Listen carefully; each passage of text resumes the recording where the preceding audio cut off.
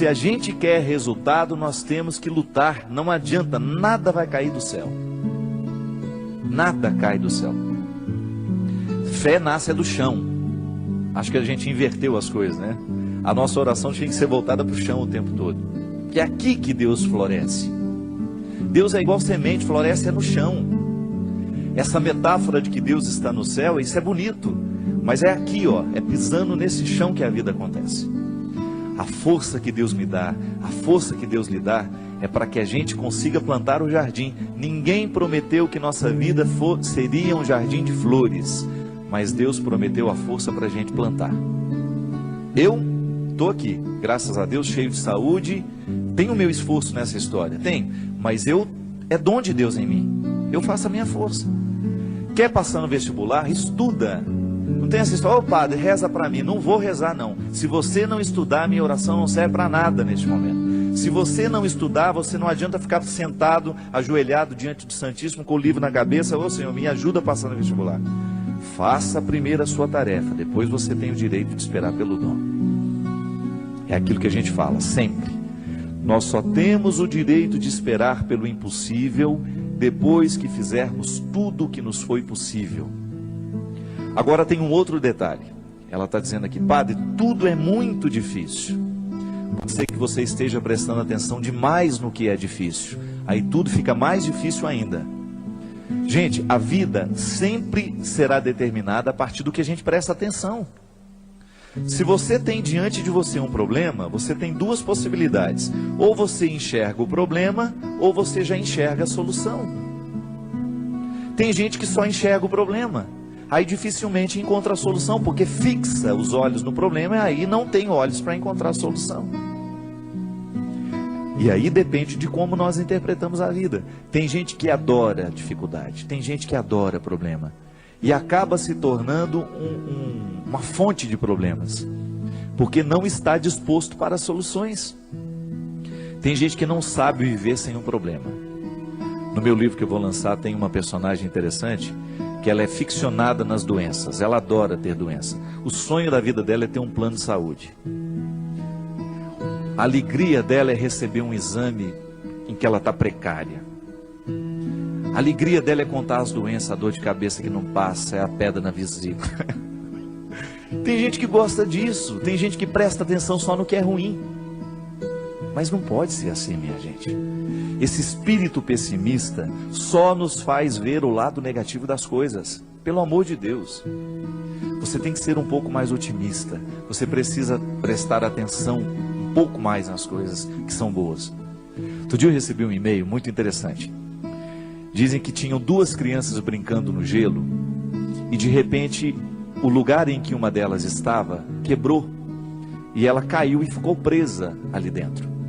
E a outra criança, num ímpeto de salvar aquela outra que estava ali dentro, quase morrendo já congelada, retirou o seu patins e começou a quebrar aquela outra parte lateral para que desse espaço para retirar o amiguinho que estava ali dentro.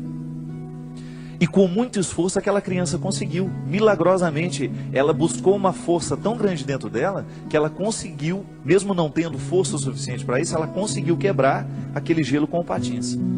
E quando chegou o adulto, né, que viu a situação, não acreditou. E foram chegando outras pessoas, até que uma delas falou assim: como é que esse menino conseguiu quebrar esse gelo e retirar a outra criança que estava aí dentro? Aí o outro falou assim: é porque nenhum de nós estávamos aqui para dizer que ele não conseguia. E é interessante. Quando nós estamos diante de uma situação difícil, é muito natural que outras pessoas, tomadas por um espírito de porco, venham dizer: você não vai conseguir isso não, não vai dar certo não, não é?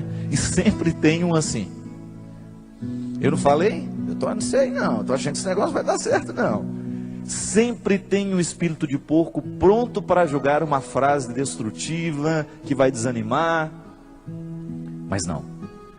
Se a gente não presta atenção nesses discursos, nós vamos extrair coragem dentro de nós de um jeito que a gente não sabia que tinha. Então, minha filha, às vezes tudo está tão difícil. Não, não é bem assim. É que nós olhamos tudo de maneira difícil. Não é que tudo está difícil, é que nós olhamos tudo de maneira difícil. difícil. Não pode ser assim. Nós precisamos ser um pouco mais otimistas. Dificuldade existe na vida de todo mundo. Elas estão por toda parte.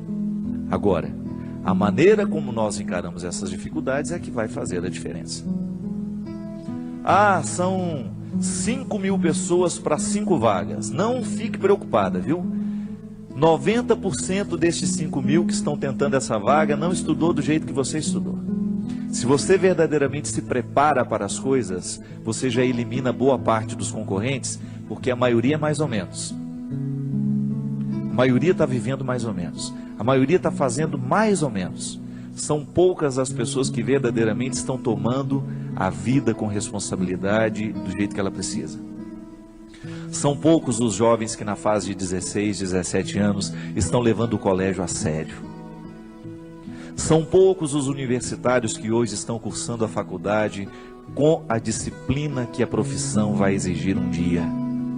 São poucos os profissionais que verdadeiramente estarão bem preparados para nos atender nos seus consultórios de advocacia, nos seus consultórios dentários, nos seus consultórios médicos, porque são poucos os que verdadeiramente estão fazendo o que devem fazer.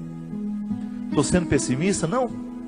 É só você olhar para o jeito como estão vivendo os nossos universitários, a maneira como eles estão se preparando para a futura profissão. E eu sempre digo, quer ser um bom profissional, estude bem o que você está estudando. Porque você não tem o direito de ser mais ou menos, não tem. A maior preocupação minha que eu tenho como padre, minha gente, é a qualidade dos nossos padres nos dias de hoje. Você que é padre sabe muito bem o quanto que você é exigido nos dias de hoje. Você precisa ser um homem de sabedoria, você precisa ser um homem que estabeleça uma ponte com a cultura, com a sociedade. Não dá para você evangelizar do mesmo jeito que evangelizavam há 20 anos atrás, não dá. Nós precisamos correr atrás da qualidade. Ninguém está fora disso. Você aí na sua área, você precisa correr atrás da sua qualidade. Você que é médico, você que é dentista, você sabe o quanto você precisa se aperfeiçoar para você continuar de pé no mundo de hoje. Hoje nós estamos no tempo da competência e não é problema.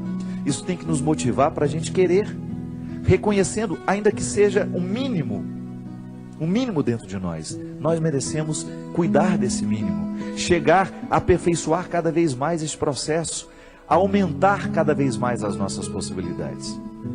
E aí na hora que a gente esbarra na nossa fragilidade, a gente tem que aprender com ela. Ela não tem que nos desanimar. Mas muito mais que a qualidade profissional, antes dela, é a nossa qualidade humana. Muito mais que um bom médico, você precisa antes é ser um bom pai, ser um bom filho, ser um bom irmão. É isso que faz verdadeiramente a felicidade vir acomodar-se dentro de você. Não adianta você se realizar na sua profissão se você não se realiza como pessoa. E é disso que hoje nós estamos falando. É desse aperfeiçoamento humano. E na faculdade da vida a gente aprende o tempo todo. Não tem nenhum professor a nos ensinar a ser pai, a nos ensinar a ser irmão, não. É olhando nos olhos de quem a gente ama que a gente vai descobrir a medida certa, o aprendizado de cada dia, para que a gente possa ser um ser humano melhor no mundo de hoje. Chega de gente ruim, chega de gente incompetente como pessoa, chega de assassinos, chega de ladrões, chega de mentirosos. Vamos dar qualidade a esse mundo, a começar por você. Não importa de como você tenha vivido até o dia de hoje. A palavra de Deus para nós é sempre otimista. Deus continua vendo valores em você. Deus continua acreditando que o seu coração pode ser melhor. Deus continua acreditando que aí, nesse coração muitas vezes marcado pelos fracassos, existe uma vitória a que você pode chegar. Basta você não desistir.